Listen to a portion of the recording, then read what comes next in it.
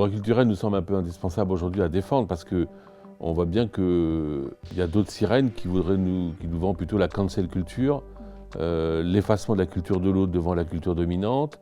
Et il n'y aurait qu'une seule culture qui serait bonne et les autres qui seraient mauvaises. C'est le contraire des droits culturels. Donc d'un point de vue aujourd'hui politique, c'est important de réclamer cette histoire de droits culturels. Donc c'est pas forcément si facile que ça à mettre en œuvre. Alors après, derrière nous, évidemment, on est des réseaux de militants.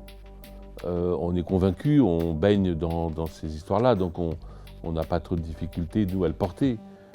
Mais des fois, sur les territoires, on peut se retrouver avec, dans des contextes et des habitants, des climats qui sont un peu plus durs, où certains pourraient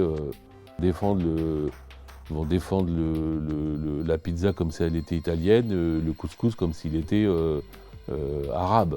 Alors que tout est faux. Enfin, tous ceux qui ont étudié un peu sérieusement savent que toutes ces histoires culturelles, ces dogmes sur lesquels des gens seraient prêts à devenir extrêmement violents, en fait, viennent d'ailleurs, ont toujours été partagés et ont cheminé grâce aux droits culturels et par les droits culturels, par les routes commerciales et par les routes artistiques, les échanges, et que depuis le début des temps, on n'est pas c'est une espèce de vision du monde où il y aurait des cultures séparées avec des gens qui seraient bons et des autres qui seraient mauvais. Enfin...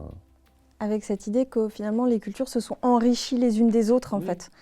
Et donc ça, c'est effectivement ce pourquoi il est important de défendre les droits culturels actuellement, particulièrement dans ce contexte, c'est respect de la dignité de chacun et respect de l'identité, voire des identités culturelles des uns et des autres.